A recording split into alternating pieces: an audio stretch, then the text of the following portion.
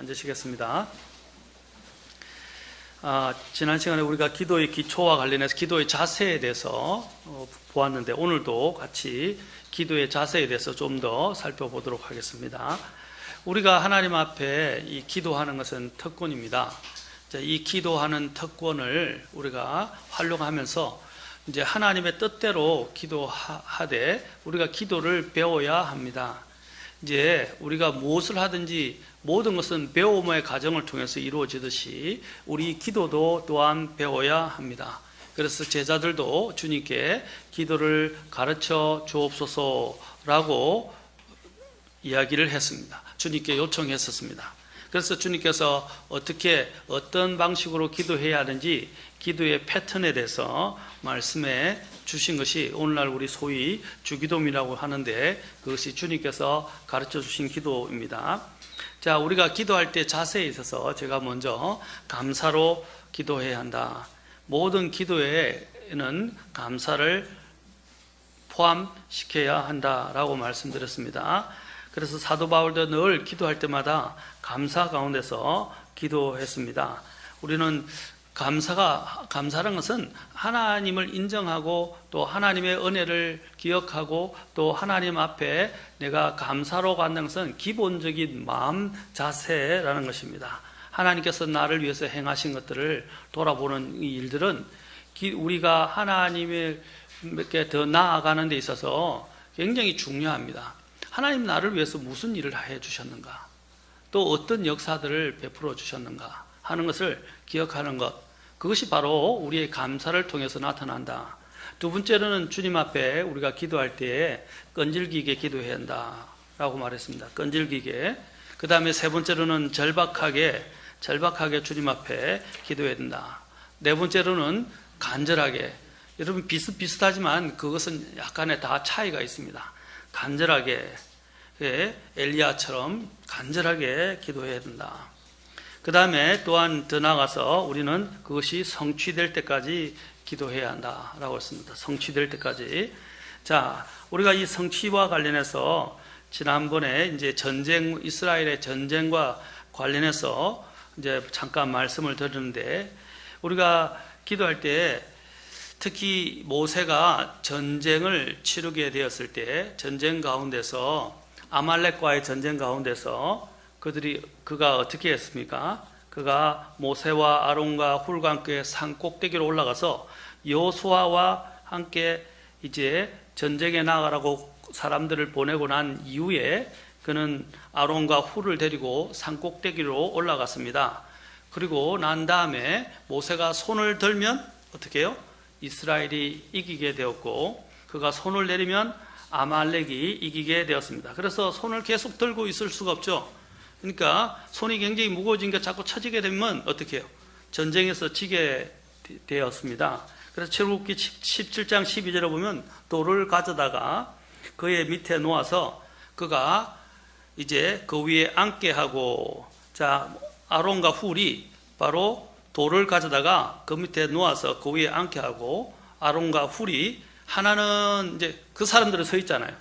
그리고 그 다음에 모세는 앉아 있게 되죠. 굉장히 지혜로운 거죠. 그래서 한쪽에서 아론과 훌이 양쪽에서 손을 붙들어서 이편 저편에서 손을 딱 잡고만 이렇게만 잡고 있어도 이거는 세워진다면, 그래서 손이 내려가지 않도록 손을 해가 질 때까지 그대로 있었다고 합니다. 굉장히 불편하겠지만 전쟁에 있어서 하나님이 약속하신 것이기 때문에 굉장히 중요하다는 것입니다. 자, 그래서 여호수아가 칼날로 아말렉과 그의 백성을 무찌르기까지 그렇게 손을 들고 있었다는 사실입니다. 자, 여기서 우리는 많은 것을 배울 수 있지만 우리가 이런 전쟁에, 우리는 영적인 전쟁을 싸우고 있는 것입니다. 육신과의 전쟁, 세상과의 또한 전쟁, 그리고 마귀와의 전쟁을 벌이고 있습니다. 이러한 전쟁에서 우리가 그들을 이길 수 있는 그 강력한 힘은 어디서 오느냐? 바로 기도를 통해서 온다라는 것입니다. 자, 이 기도할 때에 이 전쟁을 통한 기도의 승리를 우리가 또한 알 수 있는 것은 예수님께서 이제 변화산상에서 가셨다가 내려왔을 때 제자들이 한 아이의 병을 고쳐내지 못했었어요. 그러자 그 부모들의 원성이 자자하게 되었습니다. 그러자 주님께서 뭐라고 말씀하셨습니까? 기도와 금식 외에는 이런 유가 나아갈 수 없다라고 말씀하시면서 주님이 그 전에 바로 주님께서 마귀를 그 안에 들어있는 부정한 영을 쫓아내셨던 것입니다. 그런데 그 부정한 영을 쫓아내면서 마귀를 쫓아낼 수 있던 그 힘이 어디서 왔습니까? 바로 기도와 금식 외에는, 바로 이 구절이 개역 성경에는 빠져 있는데 킹제임 성경에서는 기도와 금식의 힘이 얼마나 대단한가 하는 것을 주님이 말씀해 주신 것입니다. 이 기도와 금식은, 특히 금식은 다음에도 이야기하겠지만 주님 앞에 간절하게 모든 것들을 다 접어두고 주님 앞에 전념하여 간절히 매달리는 것을 말해 주는 것입니다. 여러분, 우리는 때로는 금식을 필요도 합니다. 이렇게 간절하게 하나님 앞에 구하며 기도해야 할 때가 있습니다. 그런데 그 때를 놓치는 분들이 많이 있어요. 주님이 이런 어떤 때는 정말 간절히 필요하다 하는 때에 우리는 모든 걸 접어들고 기도에만 전념해야 할 때가 있다는 것입니다. 때로는 음식까지 체념하면서 주님 앞에 나와서 금식으로 기도할 때 하나님이 역사하시는 것들을 여러분 많이 보게 됩니다. 우리는 어떤 때는 영적인 틈바구니에서 내가 아무것도 할 수 없다고 느낄 때, 그때는 오히려 정말로 굶어가면서 전적으로 기도에만 힘써야 될 때가 있습니다. 오늘날 사람들은 먹는 것, 또 편안한 이런 생활에 너무 익숙해지다 보니까 굶지를 못해요. 한 끼도 못 굶어요. 한 끼를 굶으면 마치 이 세상을 감당할 수 없는 사람들처럼 우리는 이 먹는 것들에 길들여져 있는 것이 사실입니다. 너무 이 세상의 것들에 노는 것들, 또 우리가 이렇게 우리의 쾌락적인 기쁨을 주는 것들, 또 우리의 편안한 생활들에 너무 많이 우리는 이 길들여지고 익숙해졌다는 사실들을 기억해야 됩니다. 여러분, 이 세상은 우리를 편안하게 해주는 것처럼 보이지만 이것은 우리를 더 옥죄고 우리로 하여금 더 믿음 생활로 나아가지 못하게 만드는 것입니다. 여러분, 아이들이 어릴 때 단맛을 보기 시작하면 참된 음식을 먹지 않는 것처럼, 또 요즘에 버닝썬 사건으로 인해서 이제 마약과 성적인 문제와 이것들이 정부에 있는, 정부와 사실 연관되어 있어요. 연관돼서 지금 뉴스에서 연일 보도되고 있는데, 이 마약이라는 것은 얼마나 무서운가? 왜 마약을 차단하는지 아십니까? 왜 도박을 차단하는지 아십니까? 저는 또 우리나라에서 술도 차단하면 좋겠어요. 싱가포르나 미국에서는 마찬가지로 싱가포르 같은 경우는 술을 들고 다닐 수 없고 술 먹는 시간이 딱 제한되어 있어요. 그리고 거리에서 들고 다니면서 먹고 마실 수 없어요. 이러한 술들이 굉장히 우리 이 사회에 미치는 영향이 상당히 큰데, 술만 먹었다 하면 술은 모든 것들이 변명이 돼요. 그리고 이유가 돼요. 그리고 용서받을 수 있게 돼요. 이런 법이 어디 있습니까? 이제 어쨌든 제가 술에 대해서 이야기하는 것이 아니라 이 술도 마찬가지입니다. 자꾸 마시기 시작하면 우리가 임 박힌다 그러죠. 이 중독이 되는 거예요. 니코틴도 마찬가지입니다. 그럼 마찬가지로 우리가 이 세상의 것들에 자꾸 익숙해지기 시작하면 그 세상에 임 박히게 돼요. 이 세상에 임 박힌다는 말이 무엇입니까? 세상에 자꾸 너무 익숙해져서 이 세상을 떨쳐버릴 수 없게 된다는 사실이에요. 그러면 우리는 주님의 능력이 우리에게서 점점 약화되는 것을 말하는 것입니다. 주님은 이 하늘의 권능을 우리에게 주셨어요. 그리고 하늘의 성품을 주셨어요. 우리가 이 세상에 너무 자주 익숙해지면 편안해지고 익숙해지기 시작하면, 아까 먹는 것도 마찬가지입니다. 이 세상에 먹는 것들이 너무 풍부하다 보니까 그것들에 길들이고 익숙해져서 더 짜릿하고 더 좋은 것들을 찾고 새로운 것들을 찾아가기 시작하면서 세상들을 자꾸 깊이 있게 접하다 보니까 어떻게 해요? 영적인 것들을 등한시하게 되고 게을러지게 된다는 것입니다. 다시 말해서 영적인 것에 대한 맛을 잃어버린다는 거예요. 영적인 것의 맛을 잃어버리니까 어떻게 해요? 이제 영적인 능력이 당연히 우리에게서 사라지는 것은 당연한 것입니다. 사랑하는 성도 여러분, 우리는 이 세상을 거슬러야 합니다. 우리는 이 세상에 익숙해져서는 안 됩니다. 우리는 이 세상의 나그네이고, 그렇죠? 순례자입니다. 그리고 우리는 이 세상을 거슬러서 하늘을 향해서 걸어가는 사람들입니다. 이 세상은 사악한 가운데 있고 이 세상은 멸망을 향해서 나아가고 있습니다. 우리가 이 세상에 자꾸 맛을 들이기 시작하면 이 세상의 맛을 떨쳐버릴 수 없게 돼요. 이 세상의 것들에 임박히게 된단 말입니다. 임박힌다는 뭡니까? 중독된다는 거예요. 마치 마약에 중독되는 것이. 이 세상은 우리 보고 중독된다고 말하지 않습니다. 그러나 서서히 이 세상의 것들에, 이 세상의 즐거움과 이 세상의 쾌락과 이 세상에 있는 것들에 우리는 자꾸 중독되고 길들여져 갑니다. 그래서 성경이 뭐라는 게, 이 세상에 너희들은 뭡니까? 동화되지 말고. 로마서 12장에서 이 세상에 동화되지 말라라고 말했어요. 왜 여기서 동화할 때, 킹제임 성경에서 이야기할 때 이것은 컨폼이라고 그래요. 컨폼이라면 뭡니까? 모양을 따서, 그렇죠? 그 모양에 맞게 내가 딱 들이맞게 변화된다는 거예요. 우리가 이제 물건을 할 때 여기에 마찬가지로 여기는 의자부터 시작해서 모든 공산품들 있죠. 공산품들 할 때 뭐 합니까? 주물을 위해서 틀을 짭니다. 틀을 짜서 거기다가 어떻게 해요? 녹인 것들을 주로 많이 부어서 그 틀에 맞게 나오도록 하고 나머지 다듬질을 합니다. 그렇죠? 그래서 틀을 짜서 어떻게 해요? 부으면 어떻게 해요? 그 주물이 그냥 들어가지만 그 주물들이 틀을 짜면 그 틀 모양대로 그대로 나오는 거예요. 마찬가지예요. 우리가 이 세상에 동화되지 말라고 말하는 것은 그 컨폼이라는 킹제임 성경이 사용한 말은 바로 그 세상이 만드는 그 틈 속으로 우리가 들어가서 그 세상의 틈에 맞게 딱 끼워져 맞아 떨어지게 된다는 것입니다. 그게 동화예요. 우리는 이 세상에 동화되어서는 안 됩니다. 우리는 왜냐하면 이 세상에 속한 사람들이 아니기 때문입니다. 구원받은 순간부터는 우리는 이 세상에 속한 사람들이 아니라 저 하늘을 향해서 걸어가는 사람들이에요. 그래서 이 세상에 적합한 사람이 되고 이 세상에 익숙해지고 이 세상에 길들여지는 사람들이 되어서는 안 됩니다. 기도도 마찬가지입니다. 기도도 우리는 길들여져야 합니다.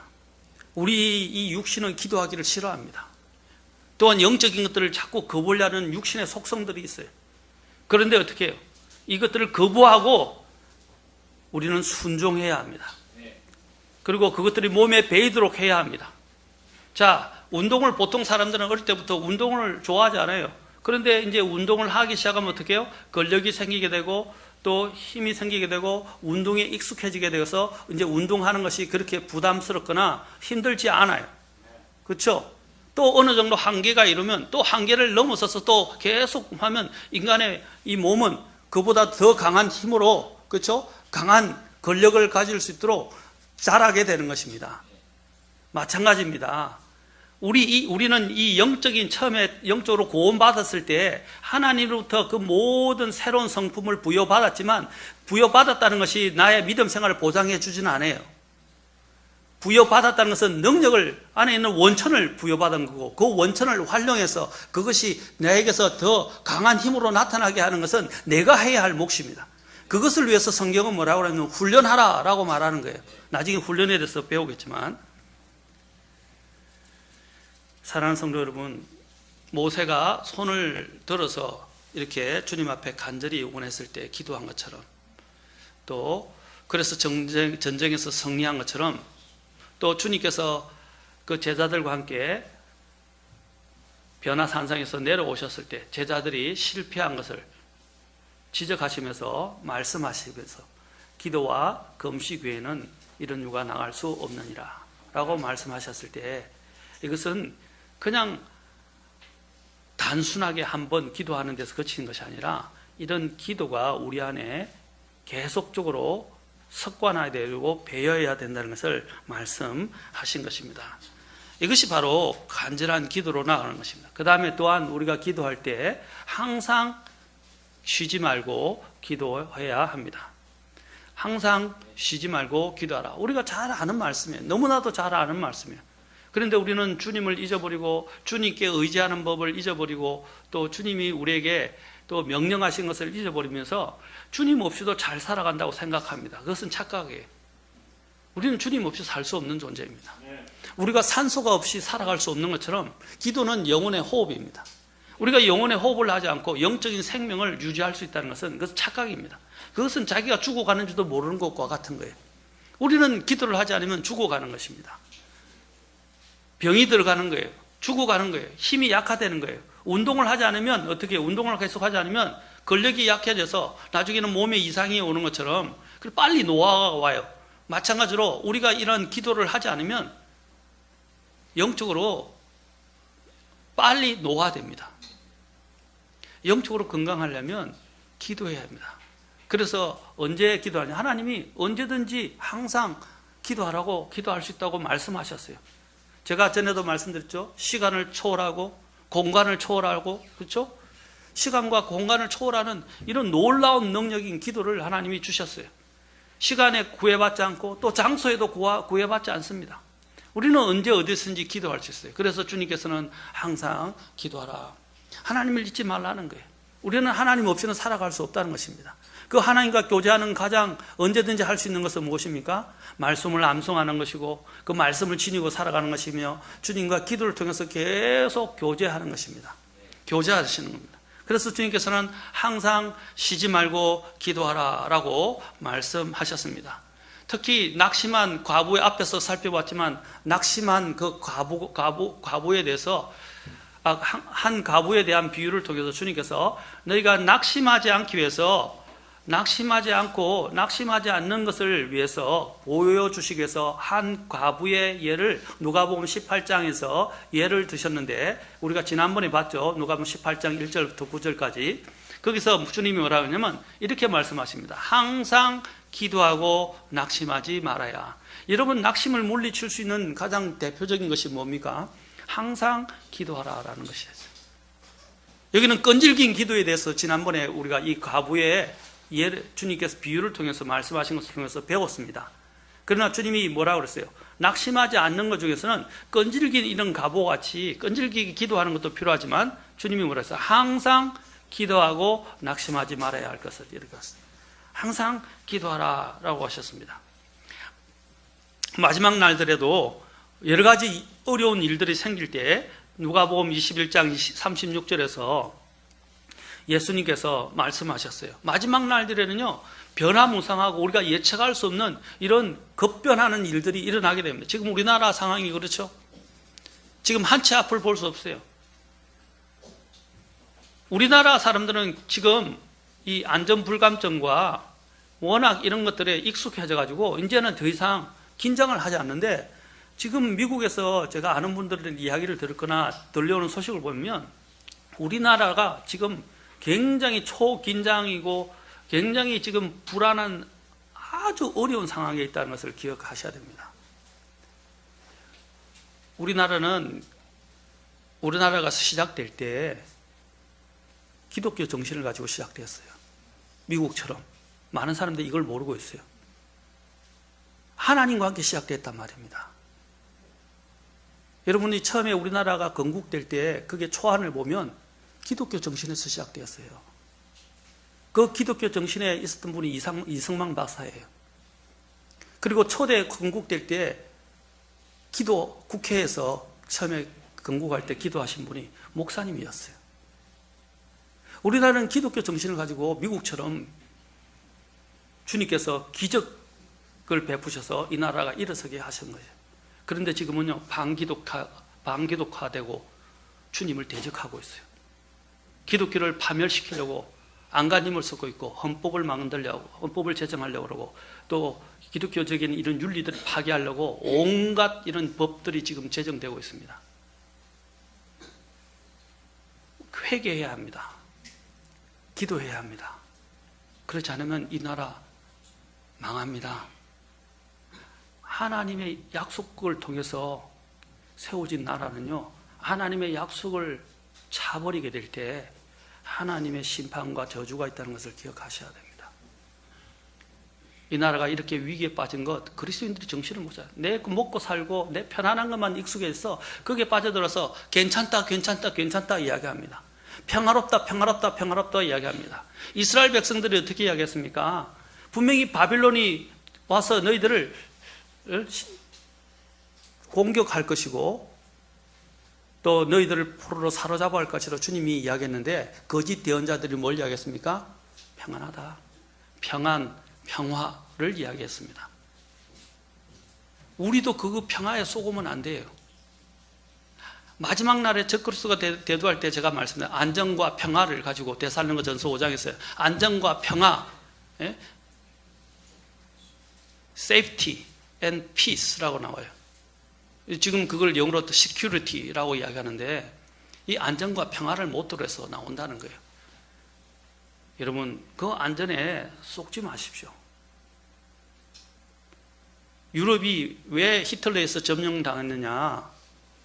히틀러의 안전, 평화라는 말에 속았기 때문입니다.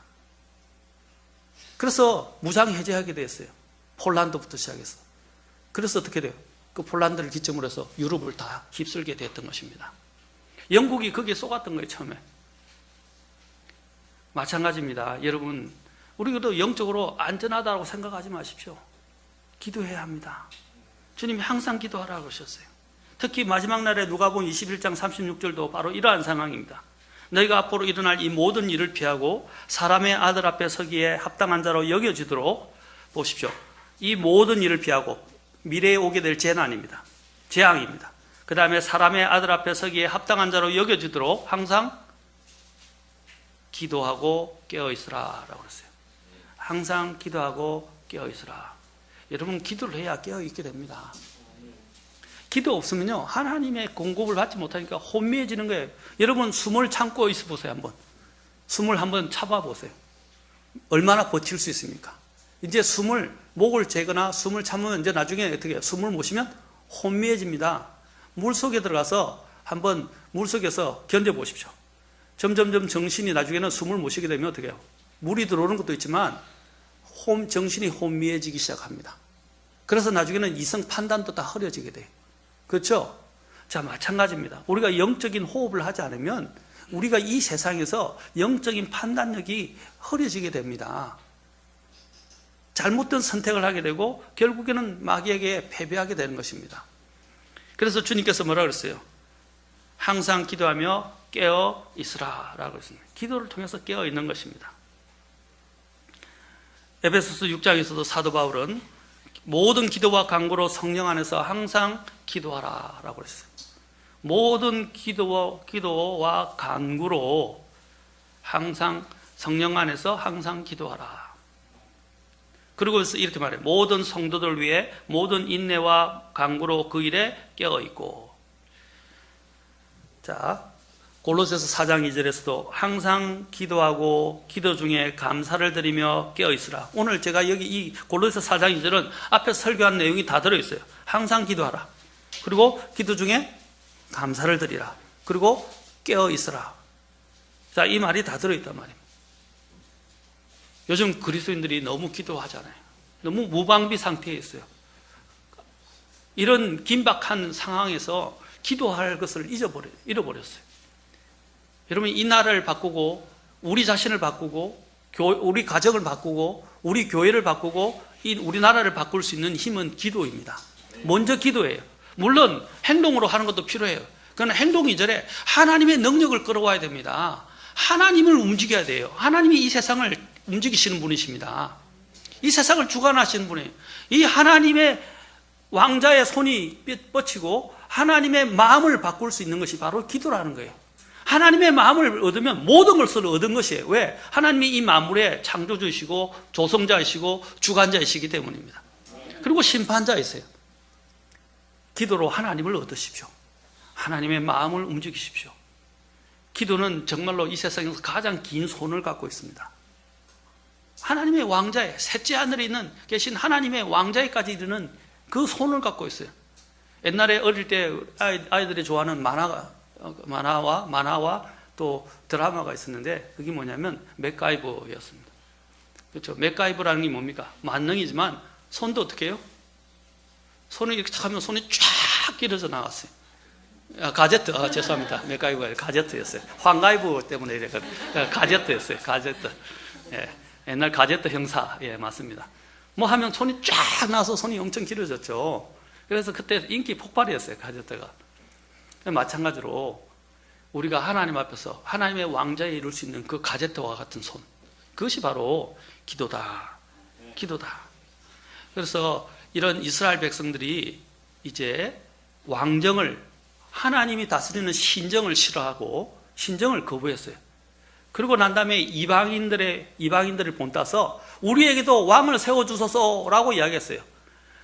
하나님이 그들의 왕인데 그보다 더 강력한 것이 어디 있어요? 그런데 그들이 이 세상의 마음을 빼앗겨서 이 세상 사람들이 하는 것들이 너무 좋아 보여서 이교 민족들이 하고 있는 것처럼 왕을 구했단 말입니다. 그런데 그 왕을 구하는 것도 그들의 마음이 약하고 하나님을 거부하고 싫어하기 때문이라고 하나님께서 사무엘에게 말씀하셨어요.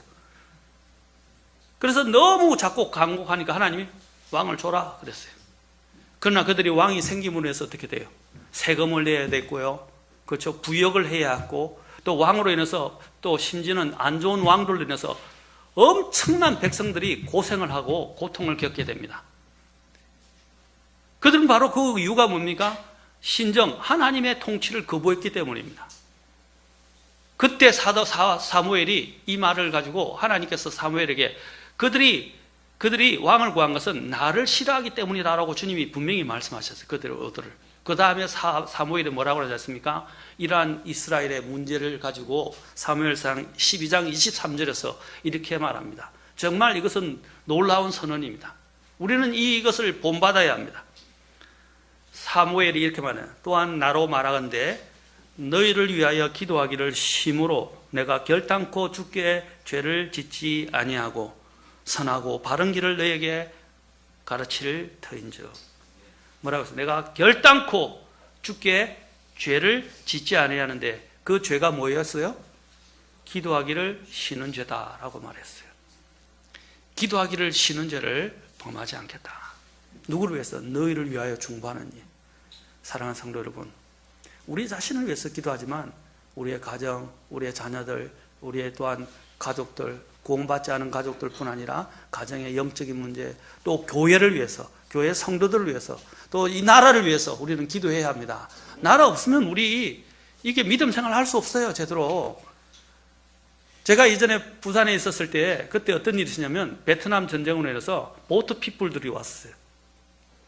제가 있었을 때, 어릴 때인데 그 보트 피플들을 우리나라가 이 피난 온 사람들을 다른 데서 받아주지 않아서 배를 타고 온 곳을 돌면서 수많은 사람들이 병으로 죽고 물에 빠져 죽고 또 역병으로 죽고 하면서 남아있는 이 보트 피플들을 다 거부했어요. 그런데 우리나라가 받아줬어요. 그래서 베트남이 우리나라를 좋아하는 이유 중에 하나가 어려운 가운데도 우리가 베트남전에 참여했었지만 베트남 보트 피플들을 받아들였어요. 그래서 부산에 정착해서 난민촌이 따로 있었어요.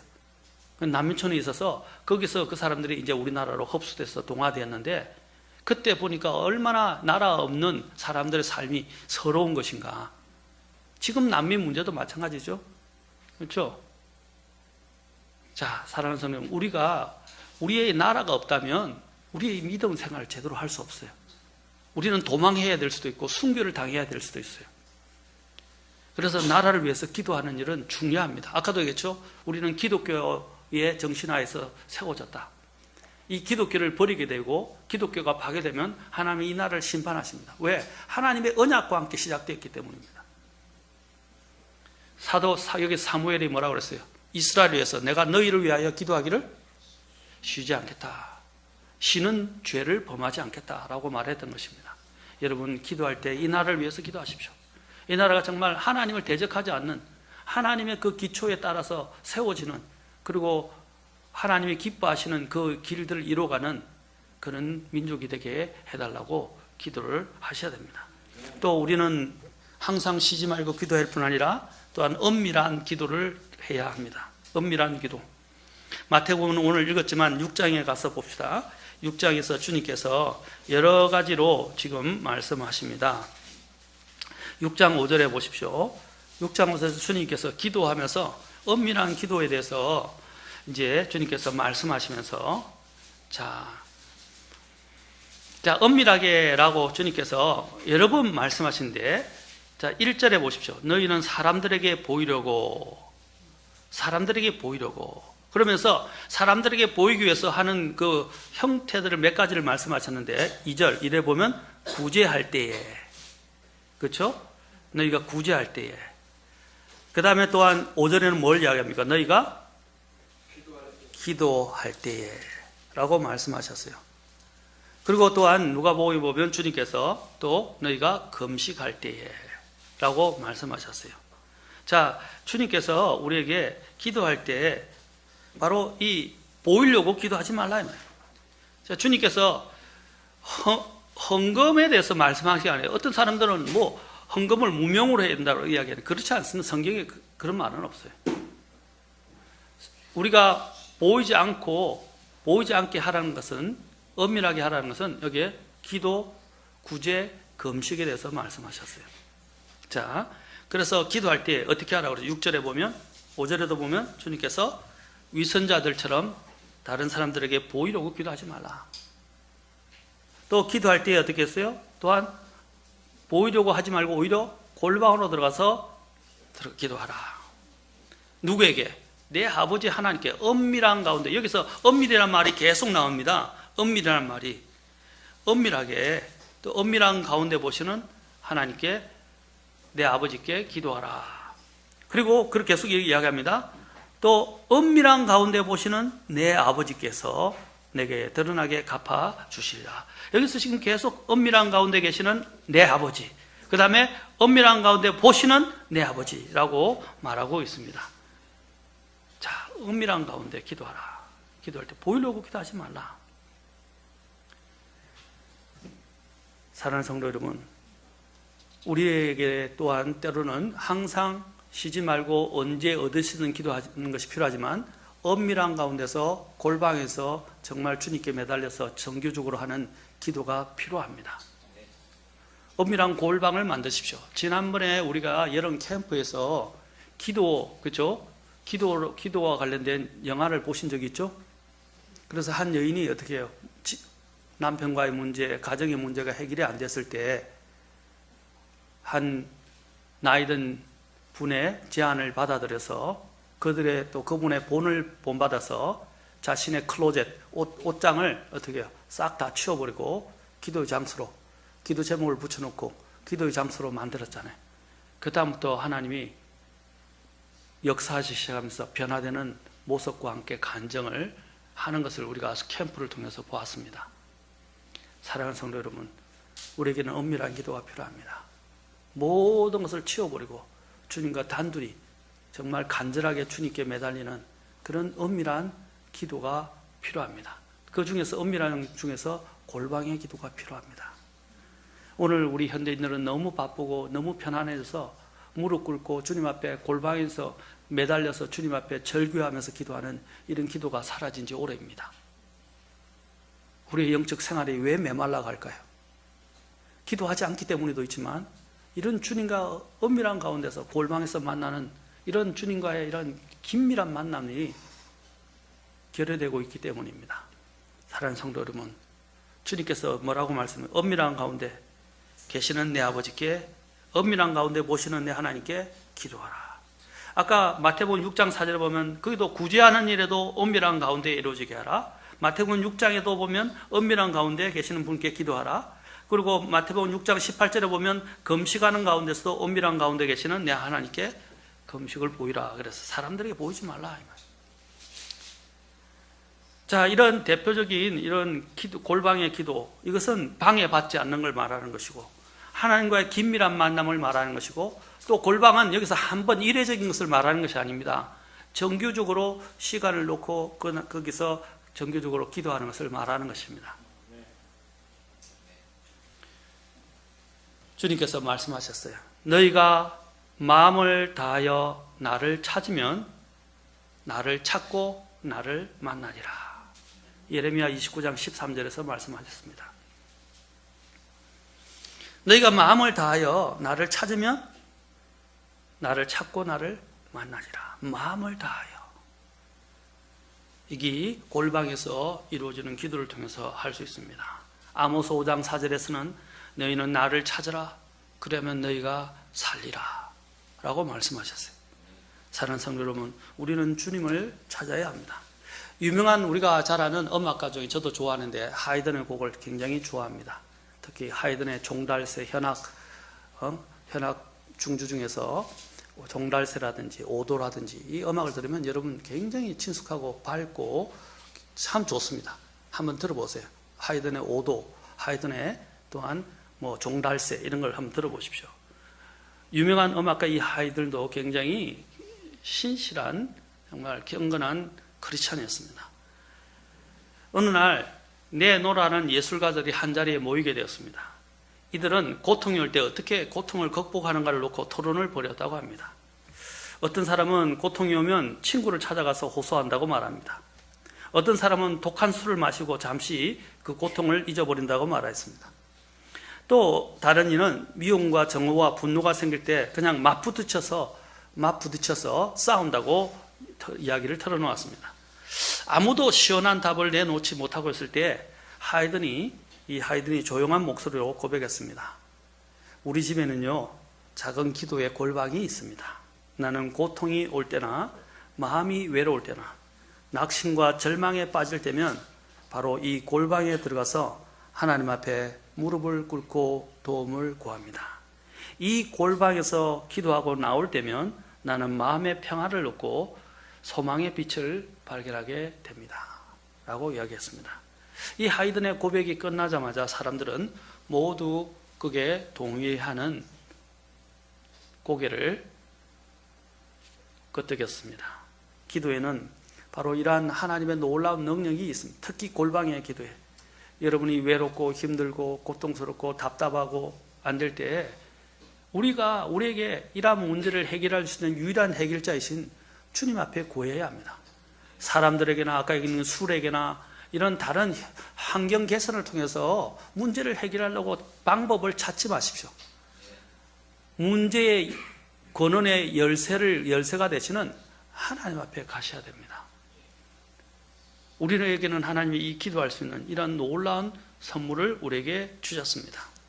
우리는 이 또한 간절한 주님 앞에 기도와 더불어 우리는 또한 겸손한 기도를 해야 합니다. 우리가 기도할 때 우리가 마치 하나님 앞에 채권자처럼 기도하면 안 됩니다. 많은 사람들이 하나님 앞에 자신들이 채권자처럼 기도해요. 당연히 내 걸 달라는 식으로 하나님이 채무자가 되어 있습니다. 어느 데 보면요. 하나님이 채무자이십니까? 사실은 하나님이 채권자이세요. 채권자에서 여러분 우리가 채권자에서 면제를 받으려면 어떻게 돼요? 왜? 잘 보여야 되겠죠. 물론 잘 보여야 되겠지만 굉장히 겸손해야 합니다. 그렇죠? 우리가 말 한마디가 천냥빚을 갚는다라고 말합니다. 우리가 하나님 앞에서 어떻게 하나님 앞에 말을 통해서 하나님의 마음을 감동시키고 움직이느냐가 굉장히 중요한 거예요. 우리는 지금 채무자예요. 하나님 앞에 죄라는 빚을 진 사람들입니다. 이것은 탕감받기 어려운 죄예요. 그런데 우리가 이 빚을 진 자들이 하나님 앞에 나아갈 때 어떻게 해야 되겠습니까? 그 빚을 탕감해달라고 하는 사람의 자세를 보세요. 제가 이제 복음 전할 때마다 사람들한테 꼭 이걸 이야기합니다. 자, 중국 이야기를 하거나 우리나라 이야기를 하는데 왕에게 반역을 한 사람이 있었어요. 근데 왕이 이제 그를 불쌍히 여겨서 너희들이 항복을 하면 모든 걸 내놓고 항복을 하면 내가 너의 사형을 면제시켜 주겠다. 면하여 주겠다라고 이야기했을 때 당신은 어떻게 나가겠습니까? 황제님 감사합니다. 이렇게 나오시겠어요? 그렇게 나오지 않는다는 거죠. 바짝 엎드려서 그분의 발치 앞에서 발을 만지지도 못하고 엎드려서 굽신굽신하면서 용서해달라고 구하게 될 것입니다.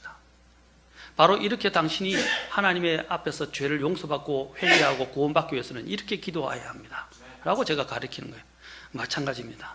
우리는 하나님 앞에서 이와 같은 용서받을 수 없는 죄 가운데 있었던 채무자들입니다. 우리는 하나님 앞에 이런 자세로 겸손하게 주님 앞에 엎드려야 할 것입니다. 아멘. 이런 대표적인 기도가 바로 아까 끈질긴 기도에 대해서 제가 한 가부의 예를 들어서 주님이 말씀하셨죠. 누가복음은요 이런 기도에 관련된 내용들이 가득 차 있어요. 여러분 누가복음 18장 1절부터 9절까지 아까 항상 기도하고 낙심하지 말아야 될 것을 이 과부의 비유를 들어서 기도했다고 그랬죠. 말씀하셨다 그랬죠. 자, 19장, 자, 다시 18장으로 가서 18장 10절부터 보세요. 18장 9절부터 보세요. 그 뒤에 주님이 또 기도에 대해서 말씀하십니다. 그 기도에 대해서 말씀하시는데 그 기도에 대한 내용이 바로 오늘 여기에 또 나옵니다. 18장, 자, 아까 18장 1절 과부의 비유에 대해서 나왔죠. 기도하라, 끈질기게, 낙심하지 말고. 그러면서 9절에서 또 이렇게 이야기합니다. 재밌는 이야기입니다. 자, 보세요. 또 그분께서 자기가 의롭다고 스스로 믿고 다른 사람들을 멸시하는 어떤 자들에게 비유를 말씀하시되, 자, 이 비유를 말씀하시되 두 사람이 기도하러 성전에 올라갔는데 하나는 바리새인이요 다른 하나는 세리더라. 바리새인은 서서 자기 홀로 이렇게 기도하여 이르되 하나님이여 내가 다른 사람들 곧 착취하는 자들과 불의한 자들과 간음하는 자들과 같지 아니하고 더욱이 이 세리와도 같지 아니함을 감사하나이다. 나는 일주일에 2번 금식하고 내 모든 소유의 11조를 드리나이다 하고 세리는 멀리 서서 감히 눈을 들어 하늘을 우러러 보지도 못하고 다만 가슴을 치며 이르되 하나님이여 죄인인 내게 긍휼을 베푸소서 하니라. 내가 너에게 이르노니 저 사람이 아니라 주님이 말씀하시는 거예요. 주님이 너에게 이르는 제자들에게 저 사람이 아니라 오히려 이 사람이 의롭게 되어 자기 집으로 내려갔느니라. 자기를 높이는 자는 다 낮아지고 자기를 낮추는 자는 높아지리라. 주님이 지금 기도에 대해서 두 사람의 기도를 통해서 말씀하셨어요. 한 사람은 바리새인입니다. 바리새인은 뭐라고 그랬어요? 서서 자기 홀로 섰다고 하지만 홀로 이렇게 기도했지만 사람들이 듣게, 다른 데 보면 사람들이 들으라고 공개적인 장소에서 손을 들어서 기도합니다. 나는 이런 사람들과 저런 특히 가늠한 자들과 같지 않습니다. 그리고 저런 세리와 같은 저런 더러운 죄인들과는 나는 다릅니다. 이게 얼마나 교만한 기도예요. 다른 사람과 자기를 비교하고 있어요. 하나님 앞에서 우리 모두 다 죄인입니다. 우리가 속된 말로 이런 말을 하죠. 검정이 순나무란다. 도토리 키재기다. 50보 100보다. 이런 말 하죠. 그 말이 뭡니까? 똑같다 이 말입니다. 이 바리새인이 뭐가 잘나서 하나님 앞에 이렇게 당당하게 이렇게 자신은 이런 사라는 것을 주장할 수 있었습니까? 이 얼마나 엄청난 교만으로 가득한 기도입니까? 하나님이 뭐라고 이 자들의 기도는 주님께서 듣지 않으셨다고 그러셨어요. 그러나 여기 있는 한 세리는 어떻겠습니까? 차마 하늘을 우러러 보지도 못하고 눈을 들어 하늘을 우러러 보지도 않고 가슴을 치면서 하나님, 저는 죄인입니다. 긍휼을 베풀어서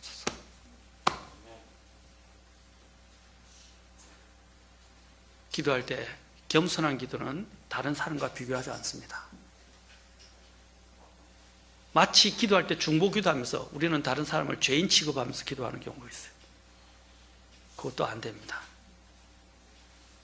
주님을 1대1로 만나십시오. 그리고 겸손하게 엎드리십시오. 긍휼이 필요한 것은 다른 사람이 아니라 나입니다. 내가 긍휼이 필요한 거예요.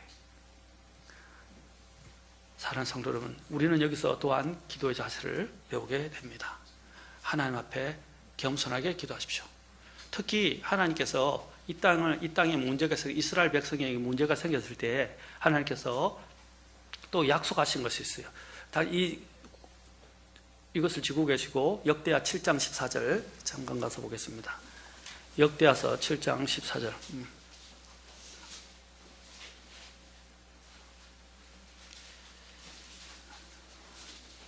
자, 이 기도는 하나의 약속입니다. 주님께서 이스라엘 백성들에게 주신 약속이에요. 이 기도를 누가 가르쳐 주냐면 하나님께서 솔로몬을 통해서 솔로몬이 성전 봉헌을 할 때 하나님이 이스라엘 백성들에게 주신 약속입니다.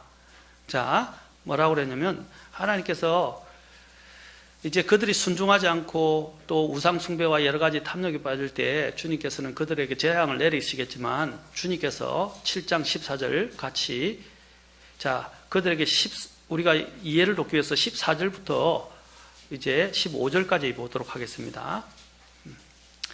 자, 2절부터 15절까지 시작. 주께서 밤에 솔로몬에게 나타나 그에게 이르시되 내가 이미 내 기도를 들었고 이것을 택하여 내게 희생물 드리는 집으로 삼았으니 혹시 내가 하늘을 닫아 비를 내리지 아니하거나 혹시 메뚜기들에게 명령하여 땅을 삼키게 하거나 혹시 내 백성 가운데 역병을 보낼 때에 내 이름으로 불리는 내 백성이 자기를 낮추고 기도하여 내 얼굴을 구하고 자기들의 악한 길들에서 떠나면 그때 내가 하늘에서부터 듣고 그들의 죄를 용서하며 그들의 땅을 고치리라.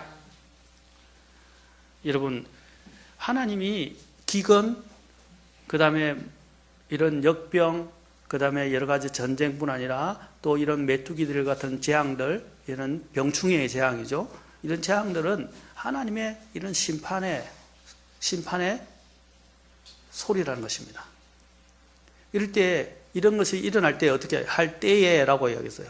하면 어떻게 하라고 그랬어요. 주님께서 14절에서 내 이름으로 불리는 내 백성이 자기를 낮추고 기도하여 내 얼굴을 구하며 그리고 자기들의 악한 길에서 떠나면 주님께서 들으시고 용서하고 땅을 고쳐주시겠다 약속하셨어요.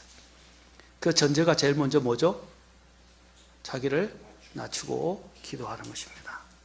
사랑하는 성도 여러분, 우리는 정말 겸손하게 주님 앞에 매달리는 기도가 필요합니다. 그 다음에 우리는 또한 한 가지 기도 자세에서 배울 것은 고난 중에 있을 때 기도하라 이 말입니다. 고난, 이 고난은 하나님이 기도하라고 주시는 또한 신호예요. 아까 같이 이런 역병과 이런 어려운 일들이 이런 재난이 일어날 때도 주님이 그때 기도하라 그러셨어요. 낮추고. 마찬가지로 고난 중에 있을 때도 기도해야 합니다. 우리가 잘 아는 야고보서 5장 13절에 보면 너희 가운데 고난을 당하는 자가 있느냐? 그는 기도할 것이요 라고 말씀하셨어요. 고난 당하는 자가 해야 할 일은 뭡니까? 이때가 기도할 때라는 것입니다. 어떤 때는 저도 옛날에 봤는데 제가 굉장히 무리를 했어요. 옛날 성경 번역에 참여하면서 성경 번역하면서 이리 뛰고 저리 뛰고 엄청 많은 일을 했어요. 그런데 한때 성경 번역을 갔었는데 그때 이제 정 목사님이 집이었는데 그 집에서 성경 번역을 하는데 배가 먹는데 자꾸 소화가 안 되고 배가 너무 완전히 포만감 이상의 그 배가 아프기 시작해요. 팽팽하고 땡땡하고. 그래서 막 배가 아파가지고 더 이상 번역을 같이 할 수 없어서 혹시나 모르니까 병원에 가보시면 좋겠다 싶어서 입원을 할 수도 있을 것 같아서 인천에서 일부러 차를 타고 저 이대 목동병원으로 갔었어요. 집이 근처에.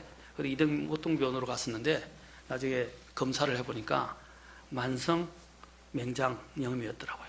만성은 터지면 더 무섭다고 그러더라고요. 그래서 보통 급성맹장은 2, 3일이면 퇴원하는데 제가 만성으로 이제 수술을 좀 크게 하다 보니까 일주일 동안 병원에 입원해 있었어요. 그래서 그때 입원했을 때 이제 하나님이 이게 한 것은 물론 부족한 저를 주님 깨우시게 하시지만 주님께서 너 한번 좀 쉬는 게 필요하겠다. 쉬어라 하시고 병원에다 입원시켜 놓으신 거예요. 그래서 감사한 것은 이제 병원에서 마취가 풀렸을 때 제일 먼저 제가 주님을 찾았다고 하더라고요. 제가 무의식적인 외쳤는데 주님과 그 다음에 진통제를 찾았다고 우리 집사람이 이야기를 하더라고요. 그래서 나도 믿음이 있는구나 이렇게 생각을 했었는데 어쨌든 그때 주님이 병원에 있으면서 여러 가지를 많이 생각하게 됐어요. 자신을 돌아보고 또 제가 있었던 과거의 부족한 점들, 잘못했던 것들, 그리고 주님이 또 허락해 주신 것들, 이 모든 삶을 너무 분주해서 정리할 시간이 없었는데 정리할 시간을 주셨어요. 하나님이 때로는요 이렇게 정신없이 살아가는 우리들에게 너가 나를 놓치고 살고 있구나. 우리가 주님을 이야기하지만 정작 주님과의 깊은 이런 교제와 주님과의 관계를 놓치고 살 때가 많이 있거든요. 이럴 때 주님께서는 어떻게 하느냐, 이런 어려움을 주실 때가 있어요. 그래서 모든 일에서 쉬게 하신다면 병원에 입원시키신 이유도 그 이유가 아니었나 생각을 합니다. 그때가 바로 믿음을 다시 점검하고 세워볼 때다.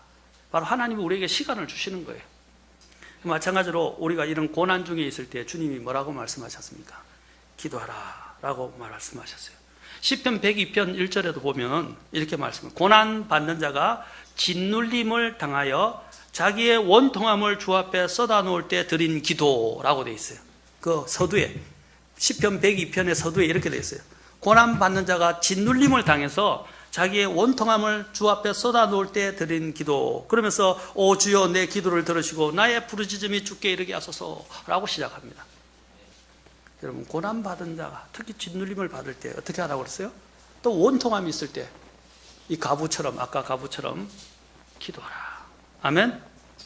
그리고 이사야서 26장 16절도 한번 봅시다. 다 됐으니까 이사야서 26장 16절. 자, 읽고 오늘 여기까지 하겠습니다. 26장 16절. 이렇게 말씀하십니다.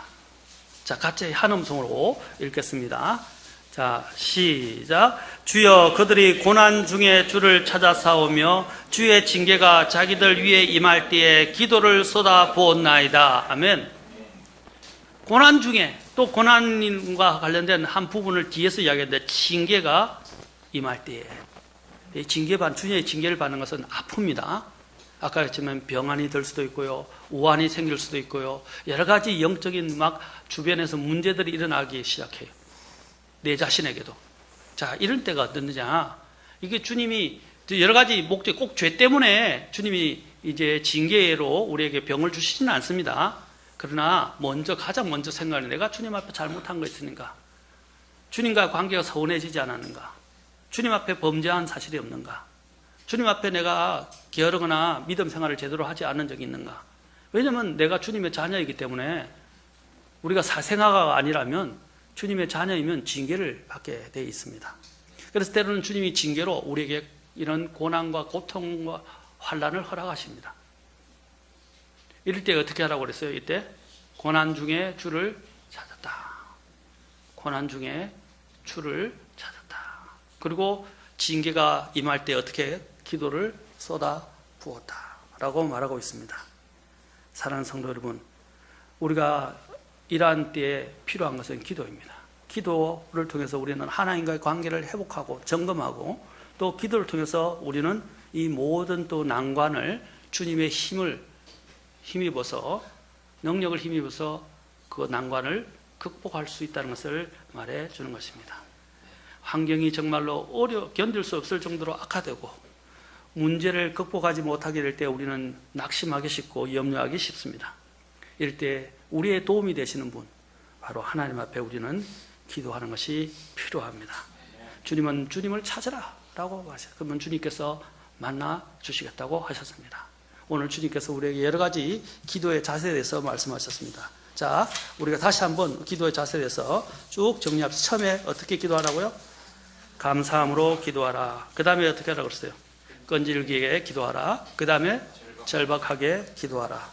그 다음에 또 간절하게 기도하라 라고 말씀하셨어요. 그 다음에 주님께서는 성취될 때까지 인내로 기도하라. 그 다음에 주님께서 우리에게 항상 쉬지 말고 기도하라.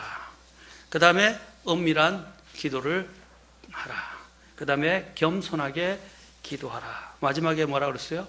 고난 중에도 기도하라. 사랑하는 성도 여러분, 오늘 우리가 기도가 이론이 아니라, 머리로가 아니라 실제로 무릎 꿇어서 정말 모든 것에서 승리하시는, 그리고 주님이 주시는 것들을 경험하는, 놀라운 것들을 경험하는 저와 여러분이 되시기를 주의 이름으로 축원합니다. 기도하시겠습니다.